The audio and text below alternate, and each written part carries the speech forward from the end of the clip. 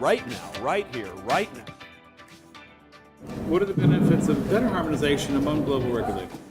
I think benefits of better harmonization is it provides a degree of operational, and legal, and regulatory certainty for members in the industry, particularly members affected by the regulation or the regime that's in place. So, in the context of the panel I just moderated, as it pertains to say OTC commodities or derivatives more generally, having a harmonized structure between different regulators presents an opportunity for kind of uniform approaches, cost benefits from having a very similar structure, a framework that can be utilized in one jurisdiction, hopefully in another jurisdiction, and it doesn't create fragmentation in a lot of circumstances, which I think is what a lot of firms, particularly operating on a global level, would like to see. Fragmentation of capital, clients, business and trade flow generally is not necessarily a good thing. So having a degree of certainty from an operational perspective as well as from a cost perspective is really helpful, and that's what regulatory harmonization can achieve in a lot of circumstances. How would you characterize the rate of global regulation now? Is it increasing or is it decreasing?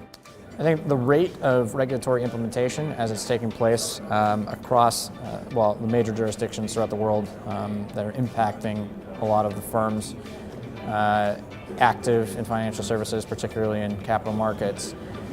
The rate is decreasing because of the implementation efforts that have been in place since, for example, I'll take the G20 2009 Pittsburgh Summit.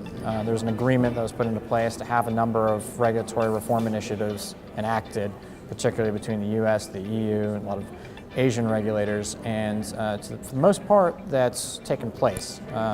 They've put them in place. The promulgation of rulemaking is steadily coming into force, and you're not seeing a whole lot of new regulatory initiatives getting rolled out. I think the big issue and the challenge at the moment is coming to terms with those regulations that have been put in place, finding where you fit from a compliance perspective as a firm within those regimes and those regulatory frameworks, and then making sure that the rulemaking within each one of those regulatory requirements in different jurisdictions is something you're familiar with and capable of being compliant with. So I don't think we're seeing a whole lot of new regulation. I think it's making sure you're up to date, up to speed, and familiar with those that are in place.